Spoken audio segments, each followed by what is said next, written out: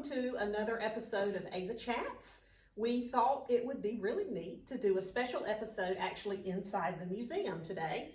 So our last couple episodes, if you've had a chance to watch those, they're available in our shop online. And in those we have a detailed conversation through Zoom, and we talk about all sorts of unique topics about Ava's life and career. This particular conversation today, I am joined by the museum's collections manager and curator, Beth Navarez. And for those of you who don't know me, I'm Laura Stocker. I'm a board member for the museum, and I'm also very involved in the social media and website content and writing about Ava's life and all of that on our blog. So I'm really excited to join Beth in a conversation to talk about our latest exhibit at the museum. We actually have an exhibit in sort of two parts, and I'm going to let Beth tell us a little bit about that, and then we'll get into some conversation about what we have on display and kind of the history of some of these pieces to give you a little more kind of deep dive and behind the scenes look at how the museum puts together an exhibit. Thank you, Laura. Like Laura said, this exhibit's in two parts, but it all features Ava's costumes. It's called Dressing the Part. And so what we're standing in front of here are Ava's film costumes, and part two features Ava's television costumes. So it really traverses the whole trajectory of her career, from her early roles in the 1940s through her later film roles into the 1970s and her television roles in the 1980s.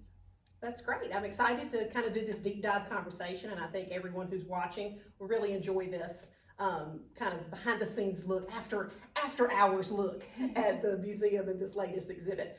You mentioned that this exhibit was curated intentionally to show the kind of a full arc of Ava's professional career in Hollywood.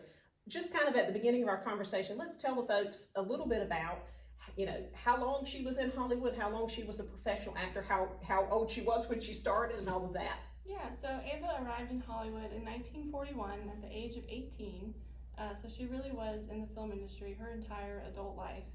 Her first films were in 1941, small bit parts. She got her breakout role in 1946 in The Killers, when she really started being noticed and casted more and more frequently as a leading lady. And then she starred in about 71 productions over the course of her career, which ran from 1941 to 1986. That's great. And one of the things that's really great about the kind of work we do at the museum and getting to really do the deep dives that we get to do when we're writing about Ava or talking about Ava or putting together exhibits about her work and personal life is you learn just what a unique career she had. I mean, she had such broad range, and she worked in just every possible genre, every type of film, every type of production for multiple studios and as an independent star. So, you know, let's just kind of do a quick run through of some of the genres, just a few of the genres that she worked in and that this exhibit encapsulates. I was going to say, in this exhibit alone, we're going to look at period pieces, musical, dramas, disaster films, westerns, I mean, just biblical epics, miniseries, soap operas. Anything you can name, basically. Kind of in between. And she did it, and this exhibit really showcases her variety of work in genres. That's great, and that's one of the things that's great, you know, in having conversations with Ava fans, especially when we have conversations online and social media and all. You know, everybody has a favorite film, and there's fans that are people who are just huge fans of a disaster film like Earthquake, or of her, you know, right now we're on the cusp of, you know, the Halloween season, and people are talking about, you know, her, you know, a film like The Sentinel, which was a horror film. So it's really great to know that there's kind of an Ava film for everybody out there, and that's really cool that this exhibit kind of can show that range. So let's get into it. Let's talk a little bit. You're standing at one of the costumes. Let me ask this real quick.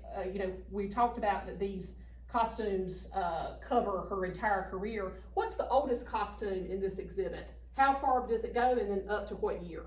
Yeah, so the oldest costume in the exhibit is actually from 1944, but it wasn't designed for Ava. Oh, that's going to be a good story in a minute. We'll get to that one in a minute. So we'll get into that, but the oldest film that we speak about is from 1949, and that's The Great Sinner. And then the latest film covered here is 1976, and then the television runs from about 1983, I think, to 1986. Great. And these costumes aren't totally in chronological order. You know, when we're putting together an exhibit, we want it to be visually appealing, in addition to tell a really interesting story. So we've sort of broken up the costumes a little bit. They're a little bit chronological, but not totally, because we have two costumes from one of her earlier films that we wanted to piece together, and we need a little more space. But that being said, what's this first costume that you're standing next to, Beth? This one is from My Forbidden Past, which came out in 1951. So it's still towards the earlier end of Ava's career.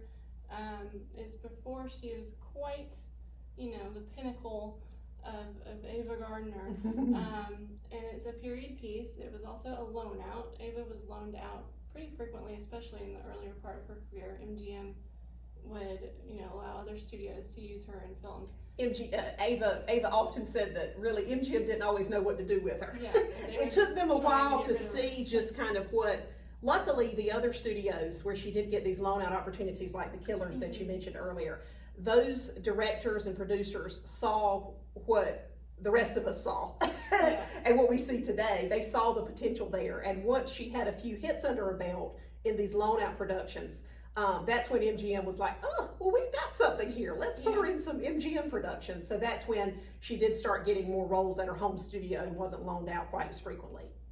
As you said, this was a loan out to RKO Studios. So the costume dress was designed by the head of costume design at RKO, who was Michael Wolf.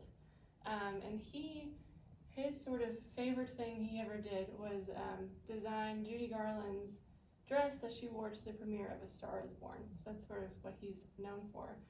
And so the dress is a period piece from about 1890s, late Victorian era, New Orleans. So definitely that was part of the flair.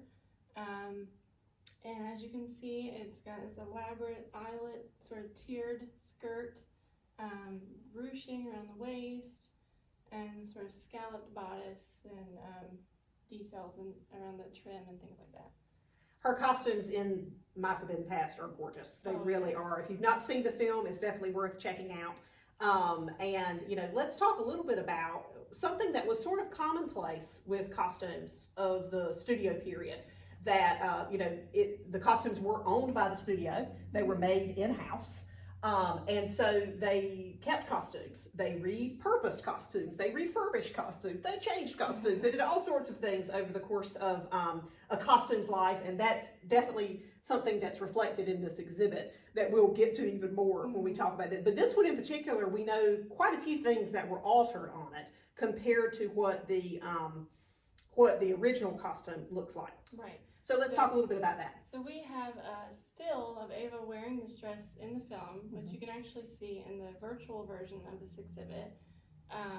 And in that still, you can tell it's a little different around the neck, around the shoulders, around the sleeves, and it looks the same in terms of the ruching, but it appears as black in the black and white still, which means it must have been darker than this.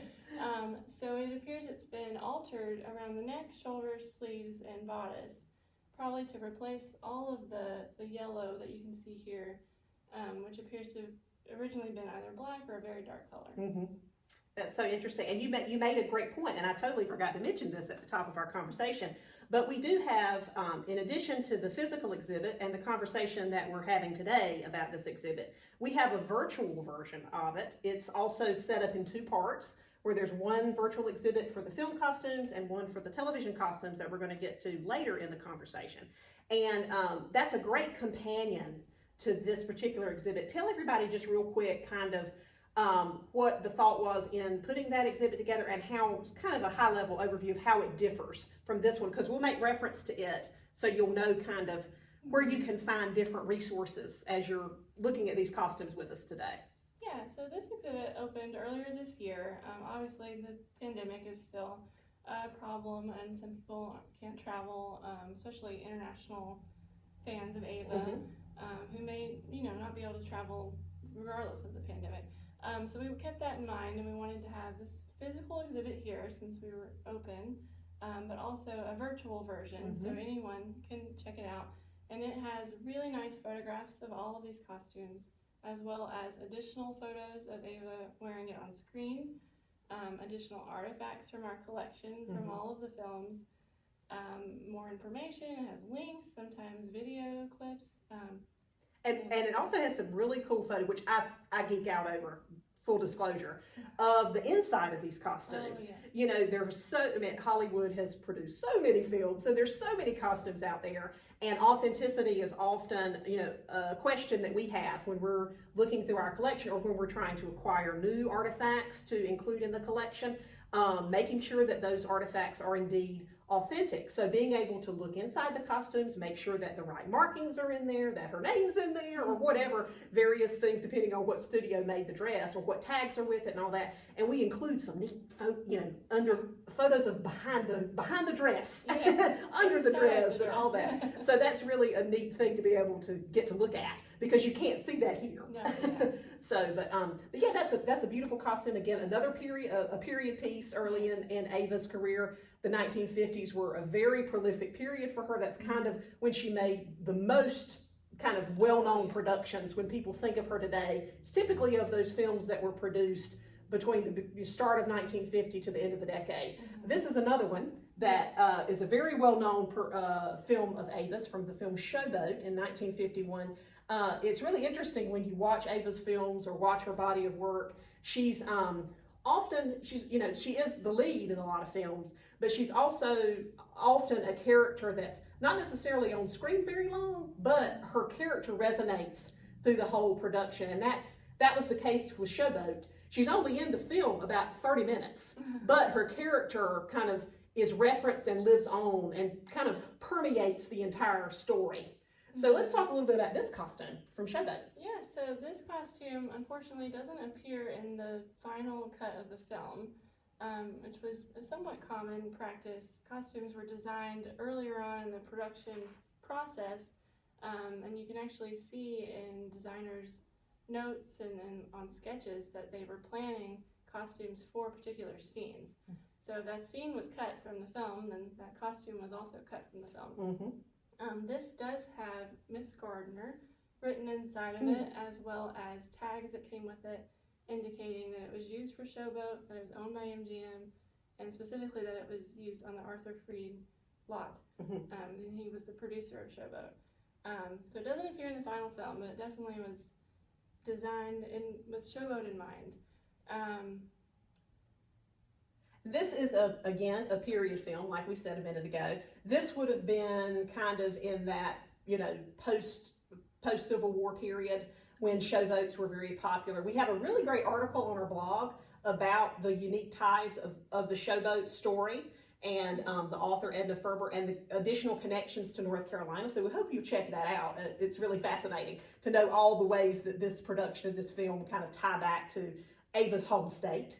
But this costume in particular has some beautiful details. You've got this kind of lace overlay, two different types of lace, two different colors of lace. You've got this intricate kind of metallic trim and this beautiful floral embroidery that's really hard to not just kind of go gaga over when you see it in person, to see just the level of detail in that. Talk a little bit about, trying to be period appropriate when a costume designer is thinking, back then when they were working on productions, and how they might have, either been sort of swayed or changed their approach based off of the kind of intent of the producer or the director or the production as a whole, how that would play into the design or the development of a costume. Yeah, so Showboat, the costumes were actually designed by Walter Plunkett, who is most well known for designing for Gone with the Wind.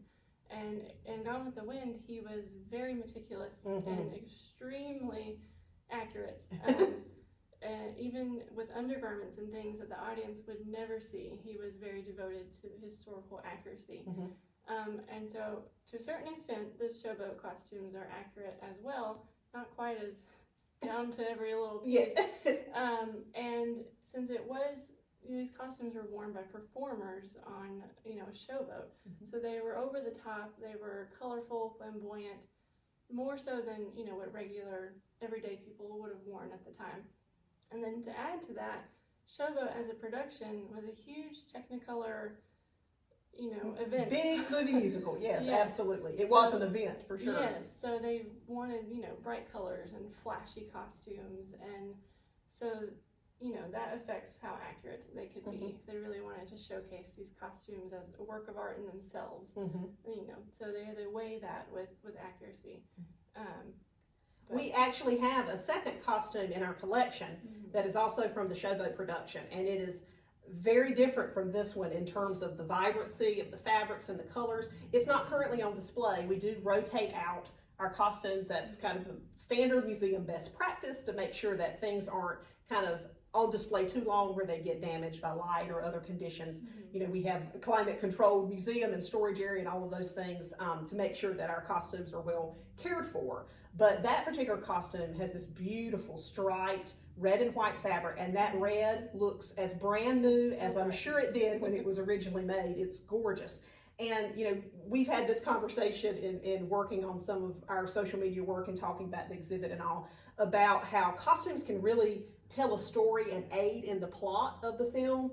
And, you know, a story like Showboat, for those, I'm sure a lot of you folks have seen it, but if you haven't, I won't try to give too much away, no spoilers, but basically the film starts with this wonderful opening number where you're introduced to kind of all the main characters, and the Showboat arrives in town and it's trying to attract people to come see the show. So it's this big, lavish musical number where you meet all the characters, and everybody's in these truly designed for Technicolor costumes, you know, bright, cheerful, playing tambourines and all of that. And as the story progresses and the characters kind of encounter various hardships in their lives, the colors of the costumes change, the fabrics, the tones of them, and, you know, perhaps, of course, we don't know exactly what scene this costume was made for, but perhaps that is one that this costume kind of reflects that you can see when you see those two costumes and you see the vibrancy of the first one, and then you see the more muted tones in this one. And by the end of the film, when Ava's one of the last things you see, she's in a dark kind of trench coat, very, you know, her character has been through a lot. But, you know, that just shows how a costume designer would be mindful as they're developing and creating these works for a film, how they would look at the script and the plot and try to help the costumes be part of telling the story, which I think is really fascinating. Oh, absolutely. Now we're standing in front of two costumes that we actually have from the same film, from 1949's The Great Sinner. And we're going to start with this lovely jacket, and I'm going to let Beth take it from here and tell us a little bit about this costume. Yeah, so this is the aforementioned costume from 1944 because it was originally designed by Irene Lentz for Ingrid Bergman to wear in Gaslight, but it doesn't appear in the final film. However, MGM reused it, and Ava wears it in The Great Sinner. And it is screen worn. Yes. Both of these costumes are.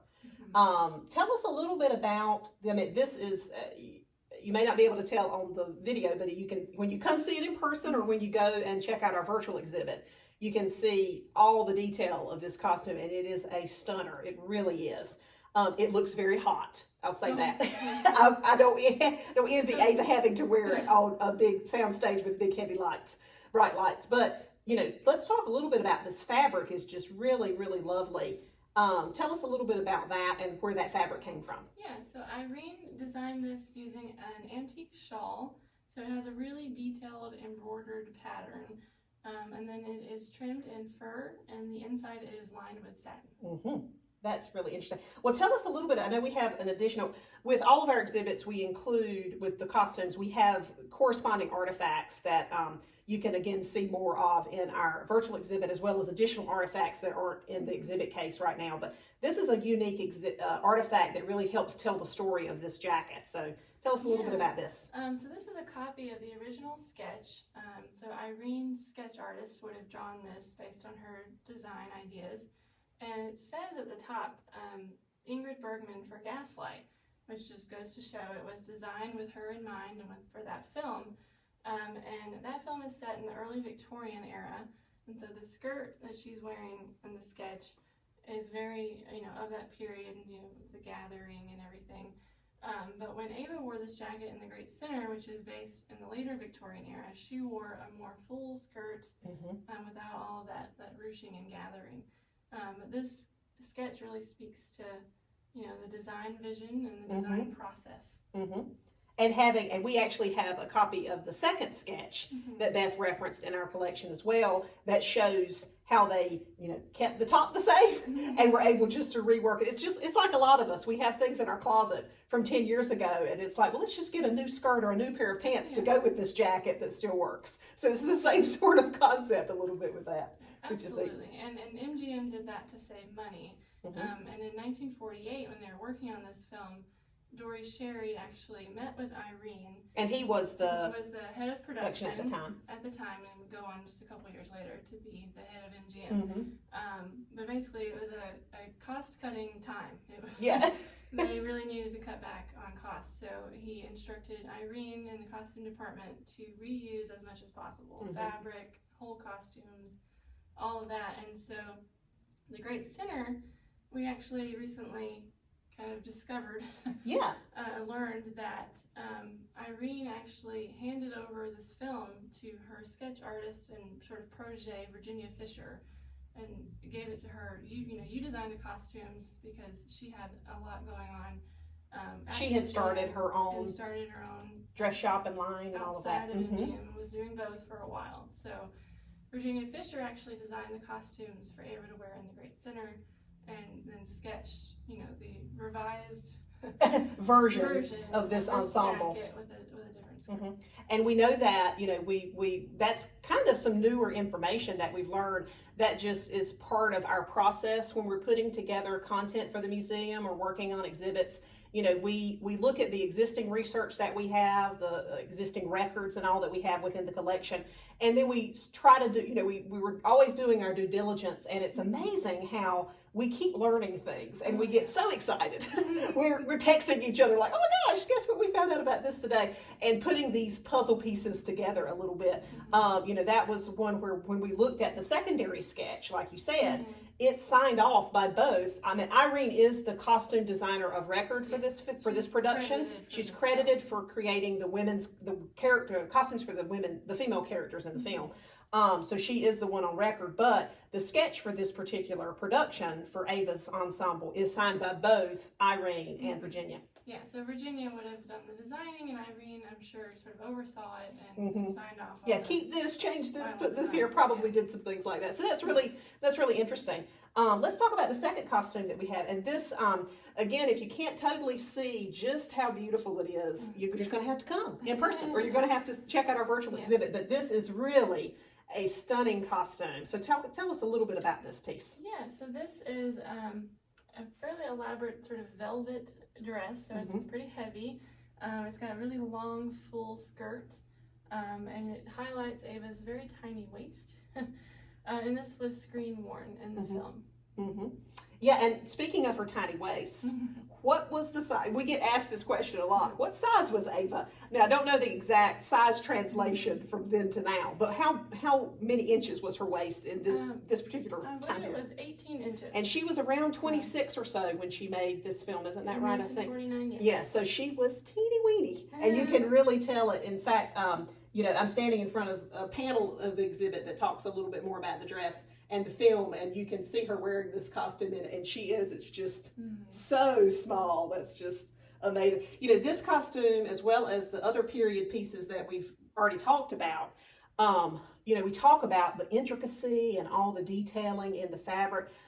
There's also just lots of buttons and lots of faceting, and that's a challenge a little bit when we're putting together an exhibit. We're getting the costumes out of, our climate controlled storage and all of that to decide what we're going to put on display, and getting them out, and how many it took. It was easily a two to three person job with each of these costumes, getting all the buttons fastened.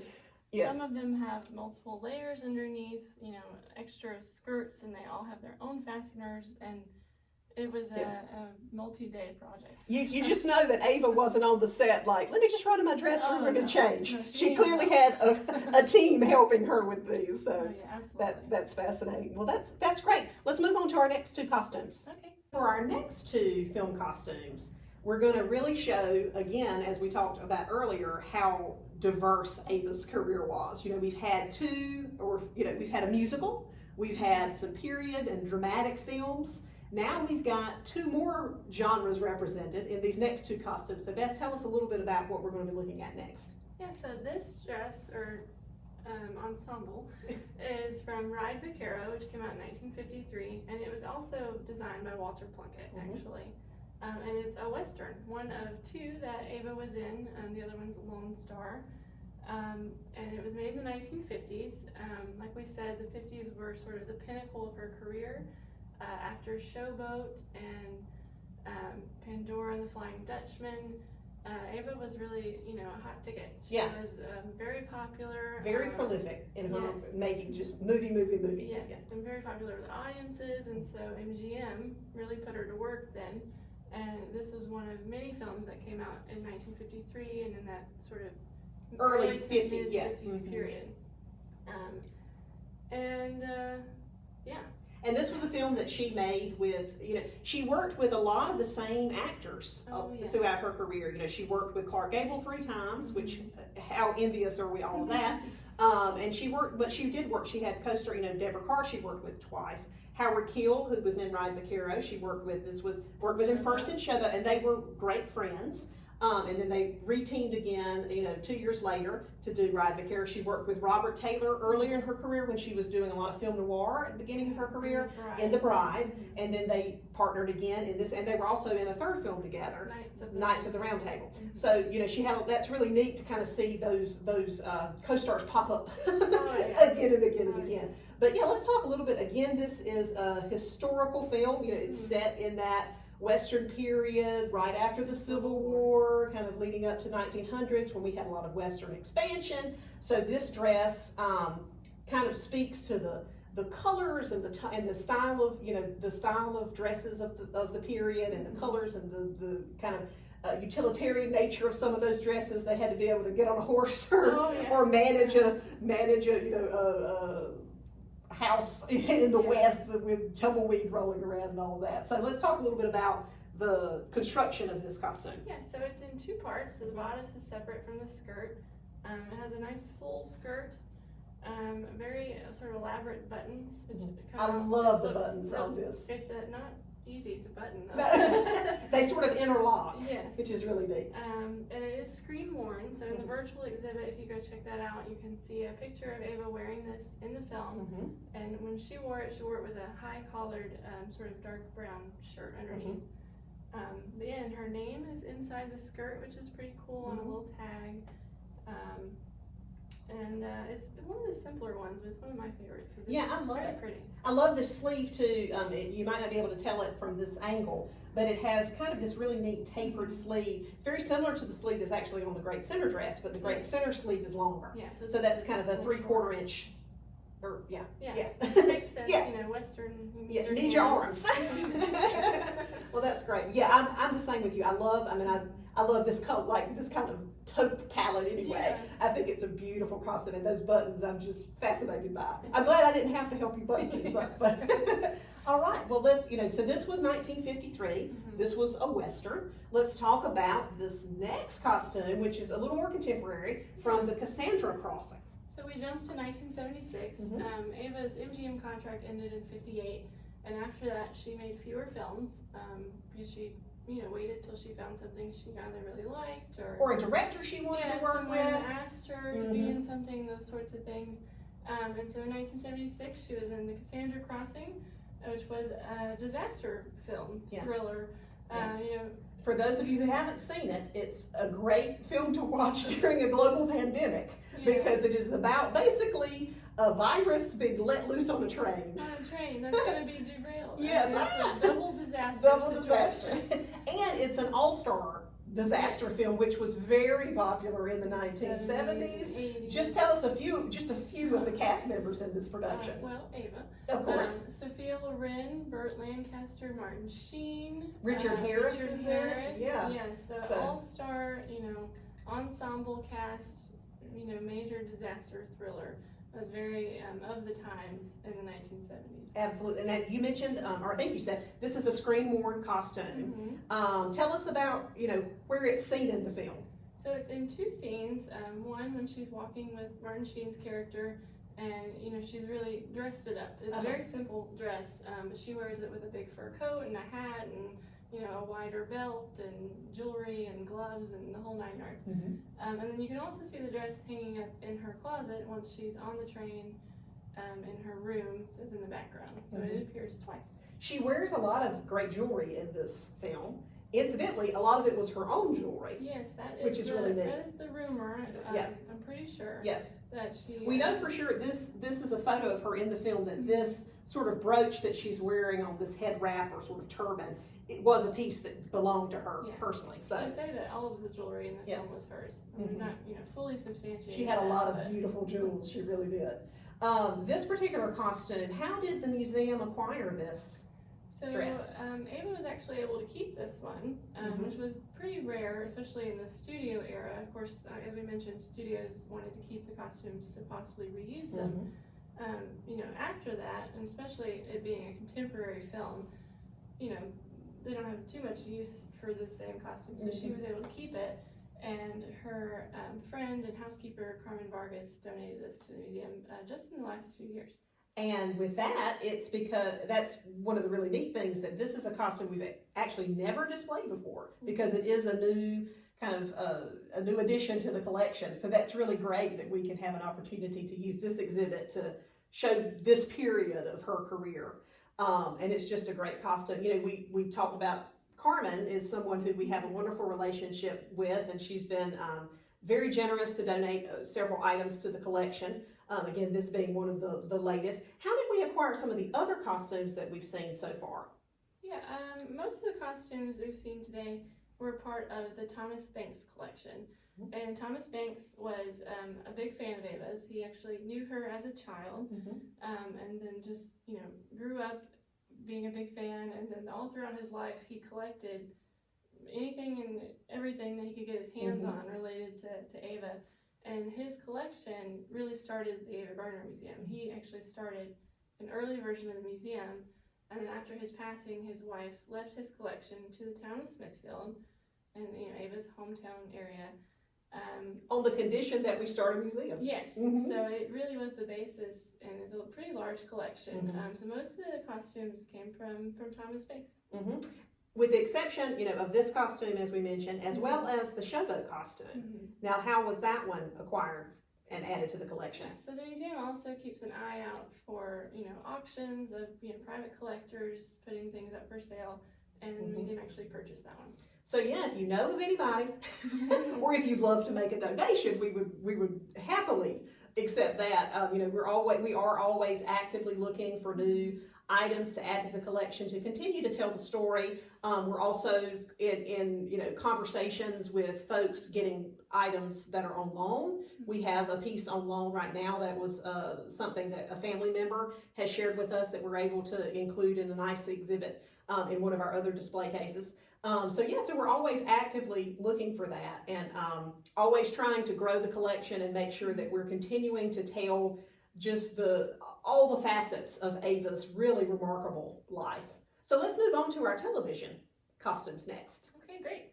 Now we're going to talk about part 2 of the exhibit, which, as we said earlier, is about Ava's career in television, which was brief but mighty. There were a lot of stars, and anybody who's a fan of classic films knows this, but a lot of classic film stars were able to transition in the 1980s to working quite regularly in television. You had the rise of the kind of evening soap operas like Dallas and Dynasty and all their spin-offs. So you had a lot of juicy, meaty roles, guest or featured roles. You had shows like, Murder, She Wrote, Columbo, all of these shows that were doing, television productions in the late 70s and 80s into the 80s and all that were great opportunities for classic film stars who were perfect for these sort of cameo roles and were really sought after quite a bit to come to kind of not necessarily come out of retirement, but to, hey, come do this, this one role or a small character arc on a soap opera, and that's really or appear in a miniseries. as kind of a, big featured star in one big scene or something like that. And that was very much what happened with Ava in the 1980s, transitioning from doing film work to doing both miniseries and some, an arc on a soap opera. So let's talk a little bit about the costumes that we have on display here. Yeah, so Ava was in a handful of television projects, mostly miniseries or TV movies, which would have had a pretty similar kind of production style to films, which she was more accustomed to, with the exception of one soap opera that she was in. So that would have been very, TV style production. And she did do one pilot with her friend Stephanie Powers. That actually, it was not picked up to be a series, but it was later aired as a television movie, so it does sort of fall into that same kind of pattern. But so the first costume here is from A.D., which was a biblical epic. It was Ava's second biblical epic. She was in John Huston's The Bible in the Beginning in the 1960s. And so this time she went with the New Testament. She covered both sections of the Bible. That's great. And A.D. was a 5-night, epic event style miniseries, very in the 80s and 90s.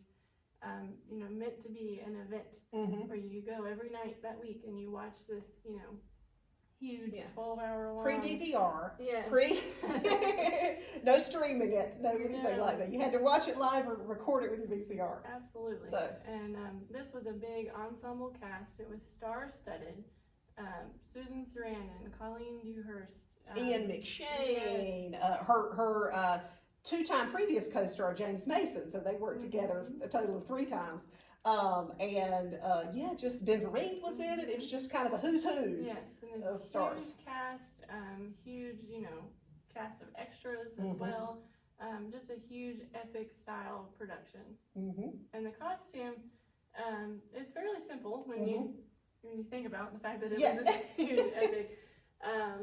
But it would have probably been part of a more elaborate costume, an additional kind of robe, things underneath. Yeah, this is sort of like a tunic, and we actually have 2 of these similar costumes in the collection from this production. And when you see it in person, it's a beautiful sort of embossed fabric. Looks a lot like drapery, a little bit, and then it has this detailing, this gold trim detailing on it. But yeah, it would have probably been, we have a photo at the top of the exhibit of Ava in character. That was a promotional photo used for the production. And all of the costumes she wore these layered, and you could just imagine again her shooting this on location somewhere and it just being really hot. Really hot costume, but it's a beautiful piece. That's great. And next we have a piece from Harem. And we have several costumes from Harem. They're all very colorful, very bright, very shimmery, very, satiny kind of fabrics, very shiny. And this one, though, I think is my favorite of the Harem costumes. It's just so beautiful. That's why you picked it to be in the exhibit? It was a group decision. But you lobbied hard for this one, right? This one is just beautiful. And I think some of the other Harem costumes have been exhibited somewhat more recently than this one. And it's got this beautiful yellow fabric. It's got, metallic thread. So it really, shimmers and shines, especially when it moves, I imagine. There's a really elaborate embroidery, across the shoulders and down the front and on the sleeves as well. And it's floral, it's got birds, it's got a kind of ocean waves, it's just got a lot of really unique detail that you can really see it in person and again on our virtual exhibit where we have some close-ups of it. And the designer for this film was, or for this production, was a well-known designer as well, correct? So Yvonne Blake designed for Harem, and probably most well-known for being the costume designer for the original Superman. Yeah, that's great. That's great. Well, it's beautiful. It's one of my favorites. I'm glad you picked it. So let's talk about our next piece. Yeah, so this is from The Long Hot Summer, which was a television movie. And Ava's role is pretty small in the film, but this is screen-worn. You can see it if you watch it, and a brief scene that she's in. And the film came out in 1985, but it's actually a remake of a 1950s film. And the cast, included Sybil Shepherd and Don Johnson and Jason Robards. And it's a more contemporary interpretation of the story. It's set in more modern day, so her costumes, of course, are more reflective of the 1980s. Yeah, a little more. I mean, I would wear this. Yeah, totally. I would wear this dress. So who was the designer on this production? So her name is Shay Cunliffe, and she is actually still working and very still active. Designing, very active. Recent films like The Bourne Legacy, 2012, and the television show Westworld. That's great. That's great. And we have one more. Yes, this is from Knots Landing. So this was Ava's turn at soap operas. Knots Landing is a spin-off of Dallas. It was a very popular primetime soap opera. And so this also 1980s, very 1980s suit we have here. Power suit. Yes.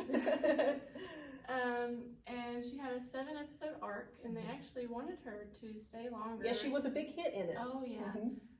And she's such a professional, very easy to work with, and she knew what she was doing, and they wanted her to stay longer, but she had to go to Hollywood to film this. And where was she living at the time? In London. So, and from the mid-50s on, she lived in Europe, in Spain, and then London, and tried as much as possible to work abroad as well. So most of her, later films were filmed on location or in Italian studios. She tried to avoid Hollywood and all the trappings of it, that went with it. So she did come back to Hollywood to film this, and so after the 7 episodes, she decided she was ready to go home. But it's also a really pretty costume, and that's a beautiful color for her. A real departure, that kind of purple. All of our other costumes, there's a similar kind of color palette that we've represented in this costume, but these television pieces really, lots of bright, fun colors that would have really translated well on the small screen. Oh, yeah. Absolutely. Well, this has been fascinating. Thank you so much, Beth, for taking the time to speak with me this evening. And we hope that everyone who's watching has enjoyed this conversation, this kind of behind-the-scene look and how we kind of put together an exhibit, the thought process that goes into it, the kind of things we're trying to explore in the stories that we tell in these exhibits, that we let these artifacts give these artifacts a chance to come out of storage and shine and be seen and shared with our fans. As we mentioned at the beginning of the conversation, we have the physical exhibit, and we would love for you to come see us in Smithfield, North Carolina, Ava Gardner's hometown. If you can't make it here, we did, as we said, create a really great, robust virtual exhibit in 2 parts that goes into a lot of more detail. We've got some neat artifacts, some posters, lobby cards, video, other things, promotional items that would have been part of these productions, things that would have been used as references, other, sketches and all that kind of stuff that's included in the virtual exhibit. So we hope you'll check that out, and we hope you'll come see us, and thanks for joining us. We appreciate it. Thank you. You asked, and we are answering. In preparing this episode of Ava Chats about our current costume exhibits, we asked our social media followers to send in questions about the exhibits or about Ava's costumes. So we've asked Beth to join us again and help us go through some of those questions today. One of our followers wanted to know more about the costume designs for Ava's dresses in Tam Lin, and if Ava Gardner had a say in her costumes. Yeah, so we don't have any costumes from Tam Lin on exhibit, but that film did have some really beautiful costumes.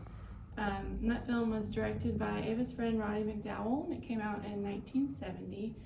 And the costumes were designed by Beatrice Dawson, who Ava had actually worked with before in Pandora and the Flying Dutchman in 1951. So we really aren't sure how much say she might have had in the costumes, but having worked with Beatrice before, that familiarity may have meant that the designer had a good eye for what would work for Ava, and maybe even that they had a friendly relationship. So Ava also worked with the Fontana sisters multiple times, both for her film wardrobe and her personal wardrobe. So that's another close designer relationship she had, which may have meant that she had a little bit more say in those costumes. And the Fontana sisters designed for several of Ava's films, including The Barefoot Contessa and The Naked Maha. And we actually have an exhibit here in the museum about the Fontana sisters and their relationship with Ava. It does seem that early in her career, Ava did have some say in the comfort or fit of her costumes. She didn't like to wear historically accurate undergarments, and who can blame her, because they weren't very comfortable. And so the designer would factor that in so that the dress lines would still look historically accurate even without the accurate undergarments underneath. Another one of our followers asked, what's the most beautiful item in our collection? Well, beauty is certainly in the eye of the beholder. We have a large, diverse collection here, and different visitors are drawn to different artifacts. But a lot of our visitors really enjoy this cape, which is from the Barefoot Contessa, because it has really beautiful gold embroidery and an elaborate, colorful design.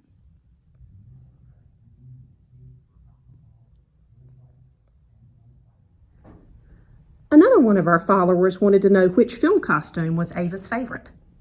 Unfortunately, we don't know for sure which was Ava's favorite.